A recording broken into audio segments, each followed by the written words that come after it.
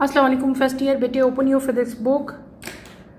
हम टॉपिक अपना पढ़ रहे थे, पेज नंबर 108 पे आप लोग आए बेटे। आज हमने नेक्स्ट अपना पढ़ना है टॉपिक आपका जो है पॉइंट 7 आज हम स्टार्ट करेंगे। डैट इज टॉर्सिलीज थ्योरम जो है ये हमने स्टार्ट करना है। ये सिंपल एप्लीकेशन है बर्नौलीज इक्वेशन की। बर्नौलीज इक्वेशन मैंने आपको लास्ट टॉपिक में जो है कंप्लीट करवाई है। उसकी हम डिफरेंट टाइप की जो एप्लीकेशंस हैं वो हम कर रहे थे। 6 एप्लीकेशंस हमने कर ली थी। 7th वन जो है वो आज मैं आप लोगों को करवाऊंगी। डैट इज टॉर्सिलीज थ्योरम, ठीक है। A simple application of Bernoulli's equation is shown in figure 5.23. Suppose a large tank of fluid has two small orifices A and B on it. Let us find the speed with which the water flow from the orifice A. Since the orifices are so small, the efflux speed V2 and V3 will be much larger than the speed V1 of the top surface of the water. Here we can therefore take V1 as approximately 0. Hence Bernoulli's equation can be written as,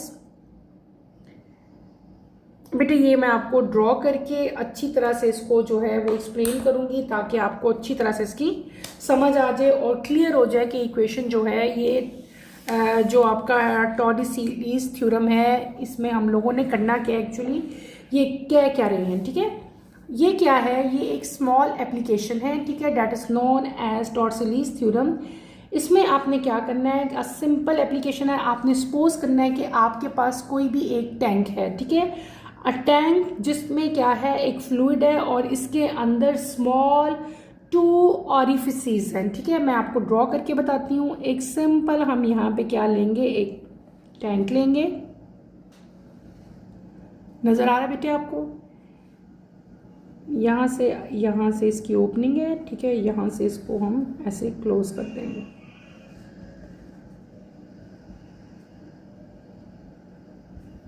clear. इसको आप लोग ऐसे ऊपर ले लो, यहाँ से इसको ले लेंगे।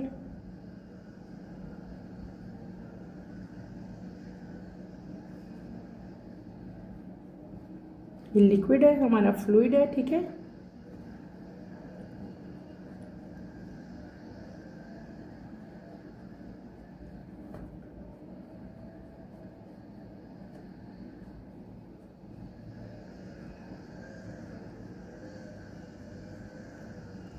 This is our fluid.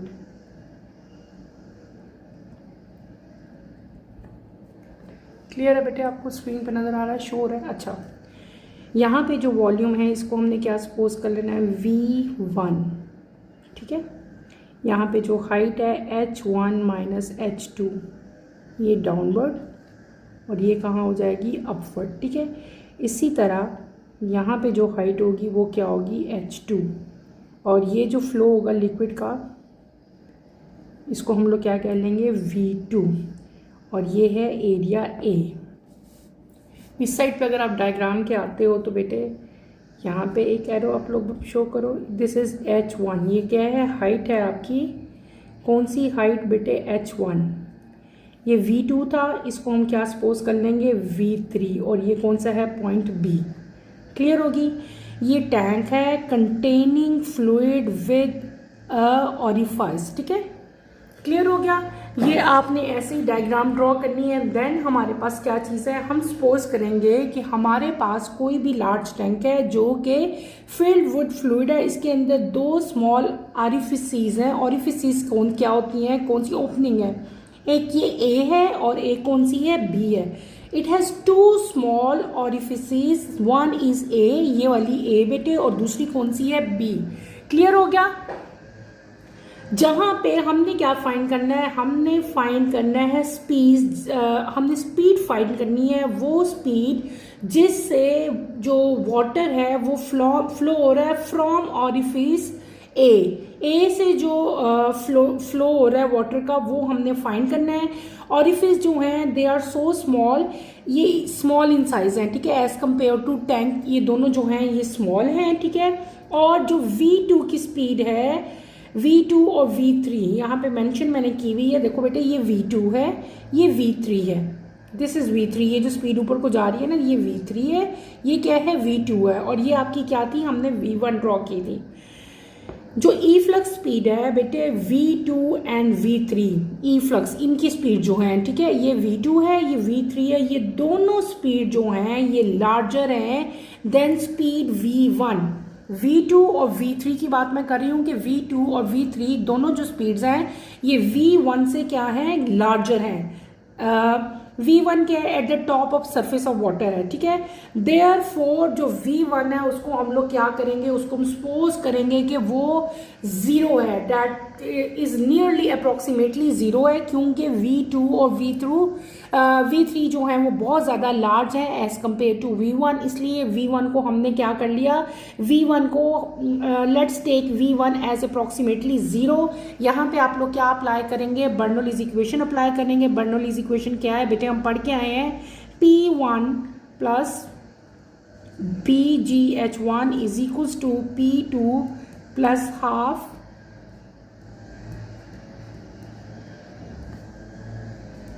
H2, ठीक है, क्लियर हो गया, ये क्या हो गया। और एंड पे हमारा क्या होता है, हम लोग कहते हैं इसी इक्वेशन में कि P1 जो है वो किसके इक्वल होती है, P2 के इक्वल, और P2 ये दोनों चीज़ें किसके इक्वल होती हैं, ये होती है एटमॉस्फेरिक प्रेशर के इक्वल।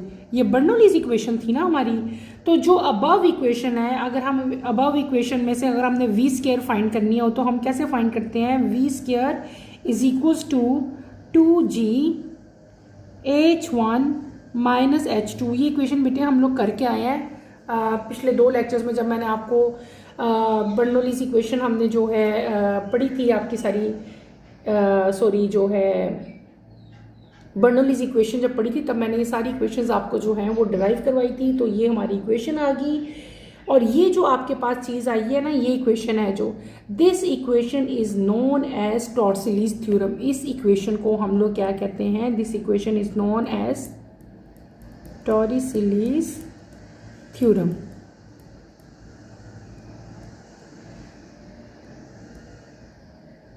ओके, और इसको अगर आपने इसकी स्टेटमेंट लिखनी हो तो इसकी स्टेटमेंट आप कैसे लिखोगे कि जो स्पीड है ये है ना, स्पीड v स्क्वायर जो है, the speed of efflux is equal to the velocity gain by the fluid in falling from distance under the gravity. अगर यहाँ पे आप लोग डिस्टेंस देखो, मैंने ऊपर जब डायग्राम बनाई थी तो मैंने यहाँ पे डिस्टेंस मेंशन किया था h1 माइनस h2, तो ये डिस्टेंस ही हमने इस इक्वेशन में लिया है। और ये इसका मतलब क्या हुआ कि जो स्पीड है, जो ई फ्लक्स की स्पीड है वो इक्वल है किसकी, velocity gained by the fluid in following through the distance. इस डिस्टेंस से जब वो फॉल करता है under the action of gravity, नीचे ग्रेविटी है ना, तो ये क्या चीज़ होगी, ये आपकी स्टेटमेंट है बेटे किसकी, टॉर्टिलीज थ्योरम जो हमने कर लिया, ये उसकी स्टेटमेंट है। ये स्टेटमेंट आपने एज इट इज़ बेटे याद करनी है। क्या स्टेटमेंट है हमारी, बार बार मैं आपको बता रही हूँ कि जो स्पीड है ई फ्लक्स की वो किसकी इक्वल है, वो इक्वल है वेलोसिटी के। कौन सी वेलोसिटी, वो वेलोसिटी जो कि फ्लूइड जो है जब वो डिस्टेंस h1 माइनस h2 से फॉल हो रहा है under the action of gravity, तो वेलोसिटी जो है उसमें क्या आ जाता है, गेन आ जाता है। वेलोसिटी जो है वो इंक्रीज होती है, गेन होती है।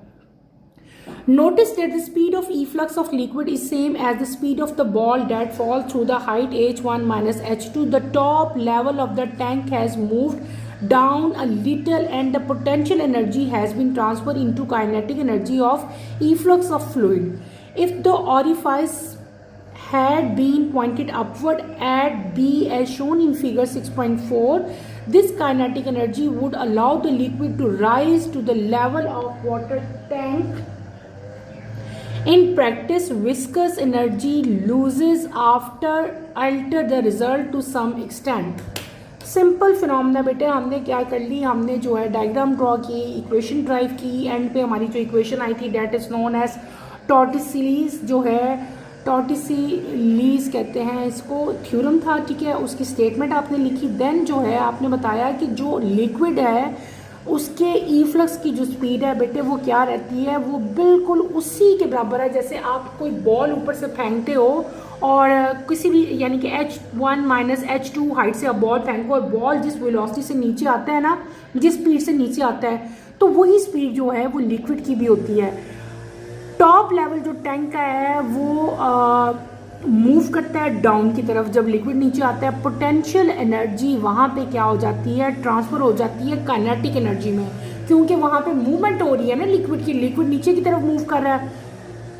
अगर उसका ऑरिफाइस जो है वो हम लोग पॉइंटेड अपवर्ड कर दें, ऊपर की तरफ कर दें, तो क्या हो जाएगा, काइनेटिक एनर्जी लिक्विड की क्या हो जाती है, राइज हो जाती है, जिससे वाटर का लेवल जो है वो क्या हो जाएगा, वो भी राइज हो जाएगा।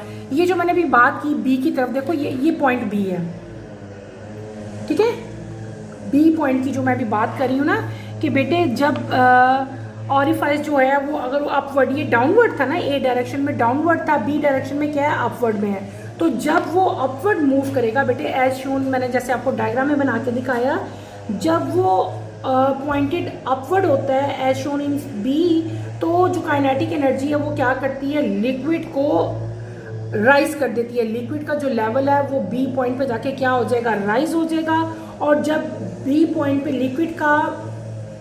लिक्विड राइज होता है तो जो लेवल है वाटर टैंक का वो भी क्या हो जाएगा, वो भी राइज हो जाएगा यहाँ पे, ठीक है ना, लिक्विड का लेवल जो है वो राइज हो जाएगा, ठीक है, क्लियर हो गया।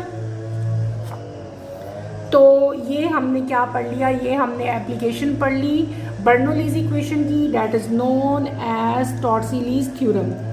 नेक्स्ट टॉपिक आपका है topic 5.13, that is known as viscous drag and stroke law. The frictional effect between different layers of a flowing fluid is described in terms of viscosity of the fluid. Viscosity measures how much force is required to slide one layer of the liquid over another layer. Substances that do not flow easily, such as thick tar and honey etc., have large coefficient of viscosity, usually denoted by Greek letter n. Substances which flow easily like water have small coefficient of viscosity, since liquids and gases have non-zero viscosity. Therefore, a force is required if an object is to be moved through them. Even the small viscosity of the air causes a large retarding force on a car as it travels at high speed. If you stick out your hand out of the window of the fast moving car, you can easily recognize that considerable force has to be exerted on your hand to move it through the air. These are typical example of following fact. An object moving through fluid experiences a retarding force called a drag force. The drag force increases as the speed of the object increases. Even in the simplest cases, the exact value of the drag force is difficult to calculate. However, the case of sphere moving through a fluid is of great importance. The drag force F on the sphere of radius r moving slowly with the speed v through a fluid of viscosity n is given by Stokes' law as under F is equal to 6 pi n r v. However, at high speed, the force is no longer simply proportional to speed. छोटा सा topic है बेटे, आपके book में यहाँ पे दिया गया, आपके नेक्स्ट पेज पे अगर आप पेज नंबर 109 पे आएंगे, जस्ट जहाँ पे हमारी एप्लीकेशन जो है बर्नौलीज की वहाँ पे ख़त्म हुई थी। नेक्स्ट टॉपिक आपका टॉपिक नंबर 5.13 जो मैंने स्टार्ट करवाया है, that is viscous drag and stroke law. Viscous drag बेटे सिंपली मैंने आपको क्या बताया था कि जो फ्रिक्शनल इफेक्ट है, डिफरेंट जो लेयर्स हैं जो फ्लोइंग हो रही है बेटे लिक्विड की, जब बात करें लिक्विड के फ्लो की बात करें, तो जो लिक्विड का फ्लो है उसको हम लोग क्या कहते हैं in term of science, in term of physics जब आप बात करोगे तो वहाँ पे जो फ्लो ऑफ लिक्विड होगा वहाँ पे हम लोग क्या कहेंगे, उसको विस्कोसिटी की जो टर्म है वो वहाँ पे बेटे अप्लाई होगी। विस्कोसिटी जो है वो एक मेजर है कि कोई भी जब लिक्विड की एक, देखो लिक्विड की ऊपर वाली लेयर है, उसके नीचे लिक्विड की एक और लेयर है, तो इन दोनों लेयर्स को एक दूसरे के ऊपर स्लाइड जो होने के लिए जो फोर्स रिक्वायर्ड होती है, उस फोर्स को हम लोग क्या कहते हैं, विस्कोसिटी कहते हैं। विस्कोसिटी जो है वो डिफरेंट चीज़ों पे बेटे, डिफरेंट थिंग्स पे जो है डिपेंड करी होती है। वो सब्सटेंस जो कि ईजिली फ्लो नहीं करते, जैसे जो थिक होते हैं फॉर एग्जाम्पल आपने कभी नोट किया होगा हनी देखो या थिक तार देखो, तो वो वाटर की सरफेस के ऊपर इजीली जो है वो फ्लो नहीं करते, बिकॉज उनका जो कोफिशिएंट ऑफ विस्कोसिटी है वो क्या होता है, लार्ज होता है। तो ऐसे सब्सटेंस जिनका कोफिशिएंट ऑफ विस्कोसिटी बेटे लार्ज होगा वो इजीली जो है वो फ्लो नहीं करेंगे। और जो विस्कोसिटी है बेटे उसको लेटर एन, इस तरह का एन जो है इस लेटर से जो है विस्कोसिटी को हम लोग रिप्रेजेंट करते हैं। इसी तरह वो सब्सटेंस जो इजीली फ्लो करते हैं, ठीक है। कॉमन एग्जांपल वाटर है। वाटर देखो, अगर आप वाटर कहीं भी है, अगर मैं पानी जो है मेरे पास एक ग्लास ऑफ वाटर हो, मैं इस टेबल पे भी थ्रो कर दूं तो वो तेजी से नीचे गिरेगा, टेबल से नीचे गिर जाएगा पानी, ठीक है। क्योंकि उसकी जो विस्कोसिटी है इट हैज स्मॉल कोफिशिएंट, यानी कि जो लिक्विड तेजी से फ्लो होता है उसका कोफिशिएंट जो है वो स्मॉल होता है, उसका कोफिशिएंट ऑफ विस्कोसिटी जो है यानी कि जो एन है वो क्या होगा, स्मॉल होगा। लेकिन वो लिक्विड जो कि तेजी से जो है वो मूव नहीं करते, फ्लो उनका तेज नहीं है। जैसे यहाँ पे मैंने आपको एग्जांपल दी थी, वाटर की एग्जांपल दी है। फिर हम हनी लेते हैं, अगर वो इतना ही हनी मैं टेबल पे गिरा दूँ और आप देखो तो वो फ्लो ही नहीं करेगा, बल्कि वो क्या हो जाएगा, बहुत स्लोली अपनी जगह चेंज करेगा, आगे की तरफ ड्रैग होगा, या वो वहीं का वहीं रहेगा। जो थिक तार है या जिस तरह जो है हनी है, वो क्यों फ्लो नहीं करते, उनका फ्लो क्यों तेज नहीं है, because they have large coefficient of viscosity. तो वो फ्लूइड जिनकी कोएफिशिएंट ऑफ विस्कोसिटी स्मॉल होती है वो तेजी से फ्लो करेंगे, और वो फ्लूइड जिनका कोएफिशिएंट ऑफ विस्कोसिटी जो है बेटे लार्ज होगा वो क्या करेंगे, वो इजीली जो है वो फ्लो नहीं करते, या तो बहुत स्लो करते हैं या वो फ्लो करते ही नहीं है, ठीक है। कुछ लिक्विड्स, अभी तो हमने एग्जांपल्स, अभी जो मैंने आपको दोनों एग्जांपल्स दी वो लिक्विड की एग्जांपल थी। एक एग्जांपल हमने क्या की बेटे, वाटर की और दूसरी एग्जांपल मैंने आपको किसकी दी, हनी की दी। इसके अलावा भी कुछ लिक्विड्स और कुछ गैसेस ऐसी भी हैं बेटे जिनकी विस्कोसिटी कोएफिशिएंट जो है वो क्या है, वो जीरो होता है, ठीक है। तो वहां पे क्या है कि उन ऑब्जेक्ट को मूव करने के लिए, ड्रैग करने के लिए एक स्पेशल टाइप की फोर्स रिक्वायर्ड होती है, और उस फोर्स को हम लोग क्या कहते हैं, that force is known as drag force, ठीक है। क्लियर हो गया ना, मैंने क्या कह दिया कि कभी कभार कुछ फ्लूइड जो हैं उनकी जो विस्कोसिटी है वो क्या होती है, जीरो होती है। तो इस तरह के ऑब्जेक्ट को, जैसे कि मैंने आपको कहा कि सॉलिड्स, कुछ लिक्विड्स और कुछ गैसेस ऐसे हैं जो कि मूव नहीं कर रहे, उनकी विस्कोसिटी जीरो है, तो उनको मूव करवाने के लिए एक स्पेशल टाइप ऑफ फोर्स जो है वो रिक्वायर्ड होगी, और उस फोर्स को जो है हम लोग क्या कहेंगे, ड्रैग फोर्स कहेंगे। आगे फर्दर इसको हम अभी एक्सप्लेन करते हैं। इसी तरह बेटे और भी आगे फर्दर एग्जांपल है कि स्मॉल विस्कोसिटी ऑफ एयर जो है वो भी एक रिटार्डिंग फोर्स जो है वो क्रिएट करती है।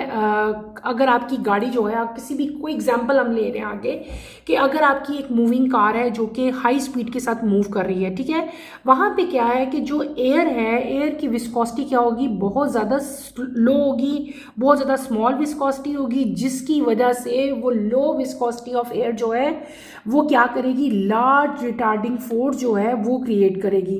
और अगर कभी आपने एक्सपीरियंस किया हो, जब आपकी गाड़ी चल रही हो, आप उसकी विंडो खोल के अपना हैंड बाहर निकालो, और मतलब जब आपकी गाड़ी की अगर स्पीड तेज़ है, ठीक है, और उसके बाद आप नोट करोगे कि आपके हाथ के ऊपर बेटे एक फोर्स जो है वो आप लोग फील करोगे, आपको अपना हाथ जो है हैवी महसूस होता है जब आप विंडो से अपना हाथ बाहर निकालो ना, और आपकी कार जो है वो बहुत ज़्यादा स्पीड से मूव कर रही हो, तो आपको अपना हैंड जो है वो बहुत ज़्यादा वजनी फील होगा। क्यों? क्योंकि आपके उस टाइम हैंड के ऊपर जो है वो एक रिटार्डिंग फोर्स, एक लार्ज रिटार्डिंग फोर्स जो है वो अप्लाई हो रही होती है, ठीक है। ये सब की सब जो एग्जांपल्स हैं, ये एग्जांपल्स किसकी हैं, ये एग्जांपल्स हैं ड्रैग फोर्स की, ठीक है। कि कोई ड्रैग फोर्स को आप किस तरह एक्सप्लेन करोगे कि कोई भी ऑब्जेक्ट जो है जो कि मूव कर रहा है या फ्लूइड थ्रू ए फ्लूइड कर रहा है, तो उसके ऊपर एक रिटार्डिंग फोर्स जो है वो अप्लाई हो रही होती है। इस रिटार्डिंग फोर्स को हम लोग क्या कहते हैं, ड्रैग फोर्स कहते हैं।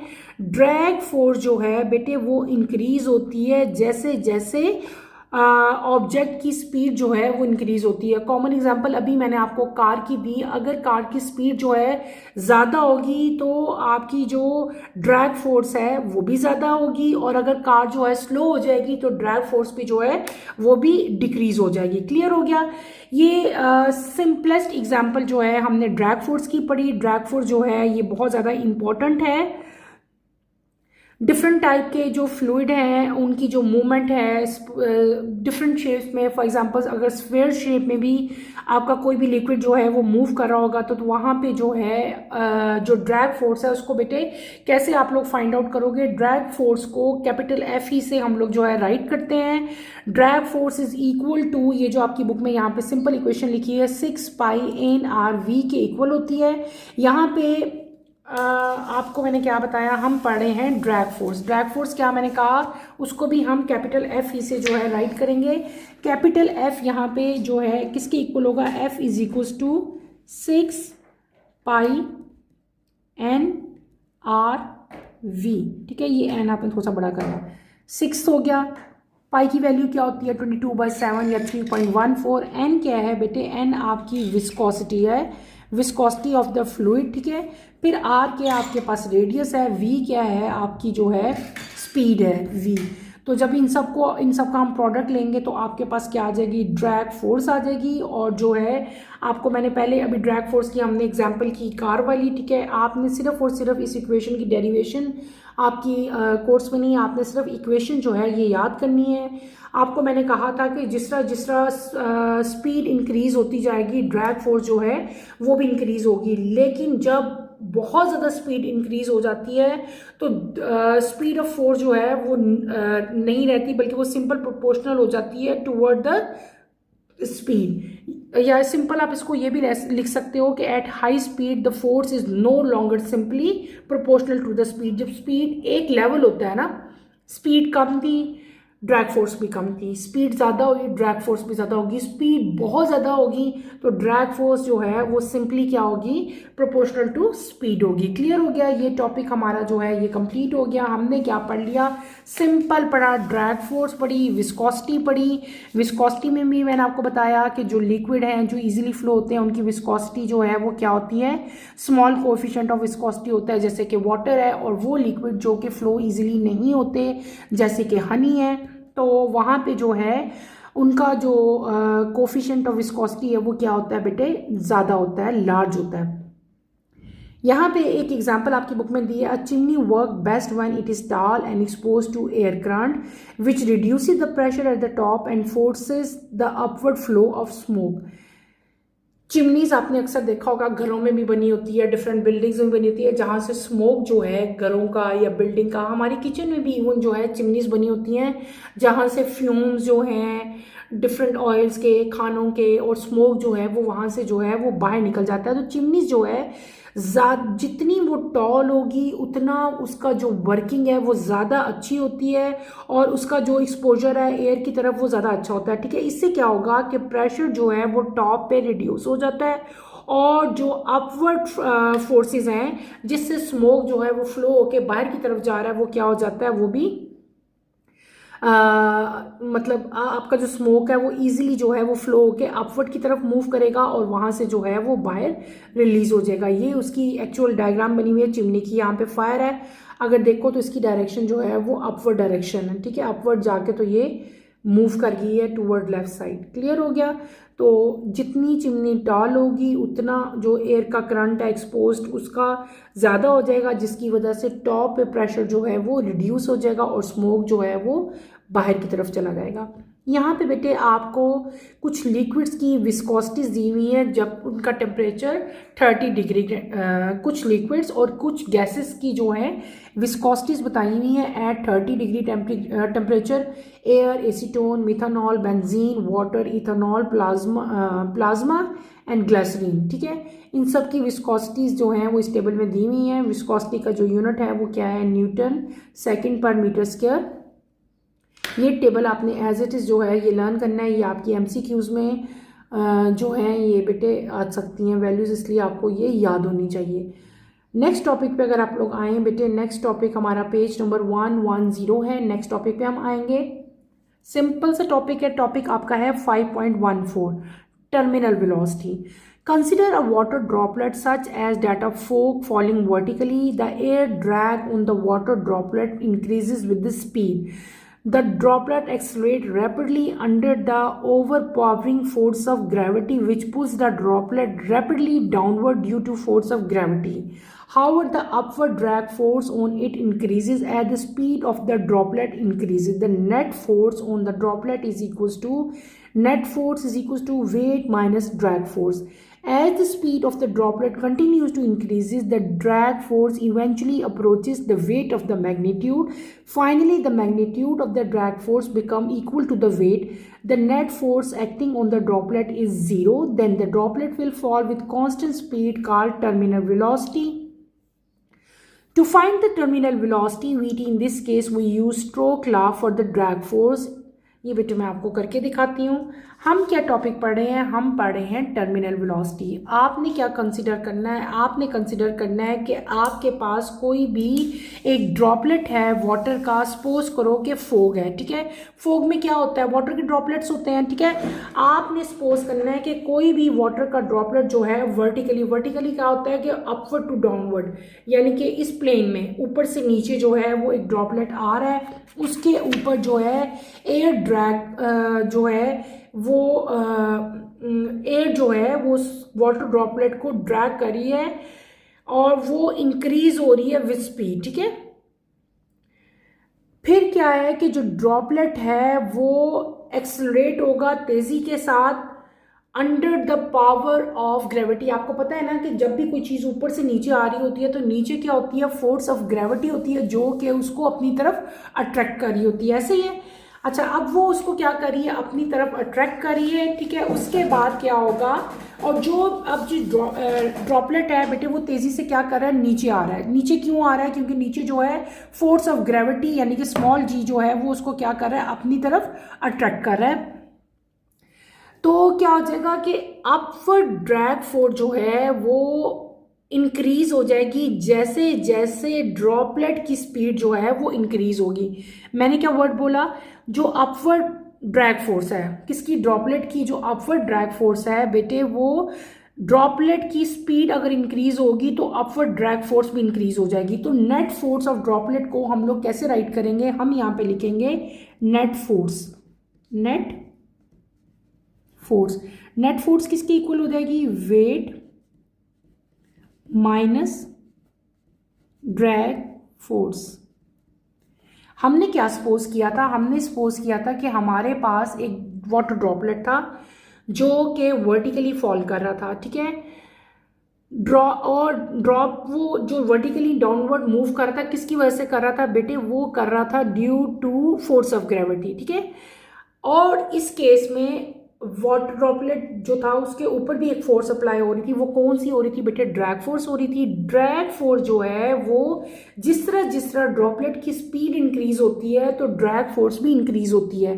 तो हम नेट फोर्स बेटे कैसे लिखेंगे, नेट फोर्स किसकी इक्वल हो जाएगी, net force is equal to weight minus drag force, ठीक है। DRAG ड्रैग ई नहीं आएगा।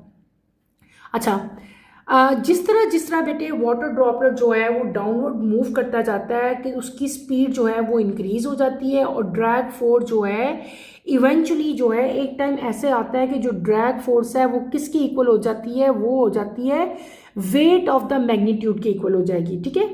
जब मैग्नीट्यूड ड्रैग फोर्स का वेट के इक्वल हो जाता है तो नेट फोर्स जो ड्रॉपलेट पे अप्लाई हो रही होती है वो क्या हो जाती है, वो जीरो हो जाती है, ठीक है। मैंने आपको क्या कहा कि जिस तरह वाटर की ड्रॉपलेट जो है, जो हम ड्रॉपलेट पढ़ रहे हैं, ड्रॉपलेट की स्पीड इंक्रीज होती जाएगी जैसे जैसे वो अपवर्ड से डाउनवर्ड मूव कर रहा है, उसकी स्पीड क्या हो रही है, इंक्रीज हो रही है। ड्रैग फोर्स जो है, जो ड्रैग फोर्स उसके ऊपर अप्लाई हो रही थी, एक टाइम ऐसा आता है कि ड्रैग फोर्स जो है वो ड्रैग फोर्स का वेट जो हम पढ़े इवेंचुअली जो है वेट ऑफ द मैग्नीट्यूड के इक्वल हो जाएगी। उसके बाद क्या होगा कि जो मैग्नीट्यूड है ड्रैग फोर्स का वो इक्वल हो जाएगा किसके बेटे, मैग्नीट्यूड ड्रैग फोर्स का इक्वल हो जाएगा उसके वेट के ऊपर। और तो नेट फोर्स जो ड्रॉपलेट के ऊपर एक्ट हो रही होगी वो कितनी हो जाएगी, 0 हो जाएगी। तो ड्रॉपलेट जो है वो कांस्टेंट स्पीड के साथ जो है ना फॉल करेगा। उस कांस्टेंट स्पीड को जिससे ड्रॉपलेट जो है फॉल करेगा, उस कांस्टेंट स्पीड को हम लोग क्या कहते हैं, टर्मिनल वेलोसिटी कहते हैं। क्या कहते हैं, टर्मिनल वेलोसिटी।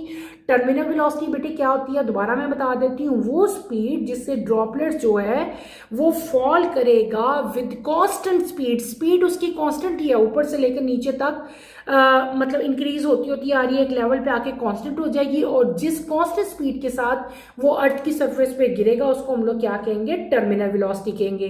टर्मिनल वेलोसिटी को हम लोग, एक साइन है VT, T for terminal, VT से जो है इसको हम रिप्रेजेंट करते हैं। अगर यही इक्वेशन जो नेट फोर्स वाली इक्वेशन है इसी को मैं आगे लेके चलूं, मैंने आपको क्या कहा था, मैंने कहा था कि नेट फोर्स जो ड्रॉपलेट पे एक्ट हो रही होगी वो 0 हो जाएगी। कब 0 हो जाएगी, जब ड्रैग फोर्स का मैग्नीट्यूड जो है वो वेट के इक्वल हो जाएगा, तो नेट फोर्स क्या हो जाएगी, 0 हो जाएगी। तो नेट फोर्स की जगह मैं क्या लिखूंगी, 0 लिखूंगी। वेट किसके इक्वल होता है, mg के इक्वल होता है। ड्रैग फोर्स अभी हम पढ़ के आए हैं वो किसके इक्वल थी, ऊपर ये देखो यहाँ पे लिखी हुई है, जो पिछला टॉपिक पढ़ा है हमने, 6 पाई, ये क्या आ गई आपकी विस्कोसिटी, यहाँ पे क्या है r है, और ये क्या है v था ना, लेकिन यहाँ पे मैं क्या राइट करूँगी, vt, क्योंकि हम टर्मिनल वेलोसिटी फाइंड करने लगे हैं। अब ये चीज़ हमें रिक्वायर्ड है, इस चीज़ को मैं उधर ले जाऊँगी तो माइनस वहाँ पे जाके प्लस हो जाएगा। vt मैंने फाइंड करना है, ये सब जब उधर जाएंगे ऐसे कर लेते हैं, चलो और ज़्यादा इजी कर लेते हैं हम इसको, इस पूरी इक्वेशन को मैं उधर ले जाती हूँ, r n पाई 6, क्लियर है। ये माइनस है, वहाँ पे जाके क्या होगी, प्लस होगी, mg इधर रह गया। हमने फाइंड क्या करना है, हमने फाइंड करना है vt। mg ऐसे का ऐसे रहेगा, ये यहाँ पे सब क्या हो रहे हैं, मल्टीप्लाई हो रहे हैं, यहाँ पे आके क्या हो जाएंगे बेटे, डिवाइड हो जाएंगे। ये n का n आ जाएगा, ये क्या आ जाएगा, r आ जाएगा। अच्छा, यहाँ पे क्या है, जो मैस ऑफ द ड्रॉपलेट है ना वो किसके इक्वल है, मैस ऑफ द ड्रॉपलेट वो किसके इक्वल होता है, वो होता है डेंसिटी इंटू v के इक्वल होता है। और v आप लोगों को पता है किसके इक्वल होता है, v is equal to 4/3 pi r³। जब हम लोग स्फेयर का वॉल्यूम फाइंड करें, ड्रॉपलेट ऑफ वाटर की शेप स्फेयर है तो उसका वॉल्यूम क्या होगा, ये होगा, ठीक है। अब आपने क्या करना है, यहाँ पे आप लोग क्या करोगे, ये इक्वेशंस पुट करोगे, ठीक है। तो आपकी जो अबव इक्वेशन है वो क्या बन जाएगी, vt is equal to g r² p divided by 9, ठीक है। ये आपकी एंड इक्वेशन आ जाएगी। और ये क्या इक्वेशन है, this is known as terminal velocity. अच्छा, यहाँ पे मैंने क्या किया बेटे, ये vt is equal to mg है, यहाँ पे हमने क्या किया, m की इक्वेशन पुट की। m की इक्वेशन क्या, m की वैल्यू क्या थी, डेंसिटी इनटू वॉल्यूम। वॉल्यूम क्या था, वॉल्यूम अगर हमारा, अगर मैं यहाँ पे ही आपको करके दिखाती हूँ साइड पे, देखो यहाँ पे क्या आ गया था, p, ठीक है। v की वैल्यू क्या थी, 4/3 पाई r³ डिवाइडेड बाय क्या था आपके पास, 6 पाई n r, ऐसे था। एक r से एक r कट जाएगा, ठीक है। यहाँ पे कितने रह जाएंगे, 2 रह गए। डेंसिटी का डेंसिटी रह गया, ठीक है। और g का g हमारे पास आ गया, 3 1 3 t 2 6, ये 2 नीचे है, ये ऊपर जाएगा, 2 1 2 2 2 4, ठीक है। अब समझ आ रही है इस कटिंग की, ये मैं आपको बता रही हूँ। 3 1 3 3 2 6, 2 1 2 2 2 4, यहाँ पे क्या रह गया, 2 रह गया, तो मैंने यहाँ पे क्या पुट कर ली, वैल्यू 2 कर ली, ठीक है। अच्छा, अब ये हमारा ये इक्वेशन थी हमारी 6 पाई वाली, तो फिर हमारे पास 2 रह गया, 3 का स्क्वायर आ गया ना, तो 3 3 सा क्या हो गया, हमारे पास 9 आ गया। ये आपकी इक्वेशन आ गई। सिंपली आपने ये जो हमारी इक्वेशन आती है, ये this equation is known as terminal velocity, ठीक है। मैंने आपको इसकी वैल्यूज पुट करके दिखाई हैं, आप लोग इसको करो। अगर नहीं आता तो मैं आपने जस्ट बेटे क्या करना है, vt यहाँ से निकाला, vt यहाँ पे रहा, ये सारी की सारी वैल्यूज मैं इधर लेगी, ठीक है। फिर मैंने आपको क्या बताया कि मैस किसके इक्वल है, डेंसिटी इंटू वॉल्यूम के। ड्रॉपलेट की शेप क्या थी, सफायर का वॉल्यूम किसके इक्वल था, स्फेयर का जो वॉल्यूम होता है, स्फेयर का जो वॉल्यूम है वो किसके इक्वल होता है, वो होता है 4/3 पाई r³ के इक्वल होता है, ठीक है। हमने इसकी वैल्यू v की जो है वो लगाई अब, ठीक है।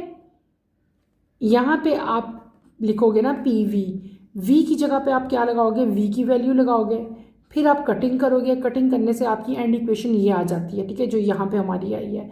तो टर्मिनल वेलोसिटी जो है वो आपकी क्या हो जाएगी, 2g r² p divided bye 9n, यानी कि n जो है ये क्या है आपका, मैंने पहले भी आपको बता दिया है, ये इक्वेशन हमारी आ जाती है। इस इक्वेशन को आपने अच्छी तरह से करना है।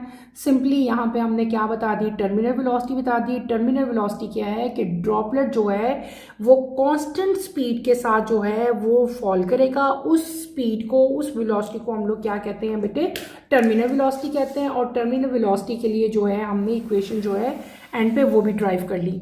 इसी इक्वेशन के एंड पे यहाँ पे एक न्यूमेरिकल दिया हुआ है, ये न्यूमेरिकल भी हम लोग एक दफ़ा कर लेते हैं।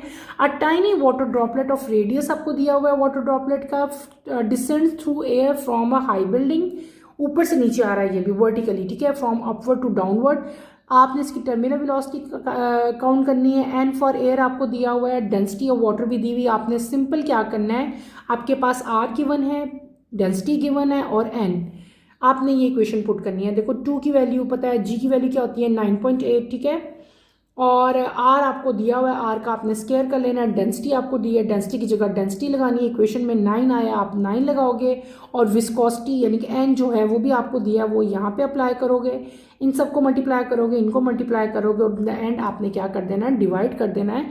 तो आपके पास क्या आ जाएगी, टर्मिनल वेलोसिटी आ जाएगी। टर्मिनल वेलोसिटी का जो यूनिट है वो क्या होता है, मीटर पर सेकेंड स्क्वायर होता है। तो बेटे छोटे छोटे से टॉपिक्स थे हमारे। हमने क्या पढ़ा, टॉर्सिलीज थ्योरम पढ़ा, उसके बाद हमने क्या पढ़ा, viscous drag and stroke law पढ़ा, और इन द एंड हमने क्या पढ़ लिया, टर्मिनल वेलोसिटी जो है वो भी हमने पढ़ ली, जो बहुत इजी थी। और आपने इसको अच्छी तरह से करना है। अगर इसमें आपको कोई प्रॉब्लम फील होती है तो बेटे feel free to ask any question. यहीं पे अपना टॉपिक मैं ख़त्म करूँगी। इंशाल्लाह कमिंग लेक्चर में हम लोग जो है real fluids are viscous fluid जो है वो स्टार्ट करेंगे। कमिंग लेक्चर की नोटिफिकेशन के लिए बेटे आप चैनल को शेयर करें, लाइक करें और सब्सक्राइब करें। और यहीं पर अपना टॉपिक मैं एंड करती हूँ। इंशाल्लाह कमिंग लेक्चर में दोबारा मुलाकात होगी। टिल देन अल्लाह हाफिज़ फर्स्ट ईयर, टेक केयर बेटे, अपना ख्याल रखिएगा।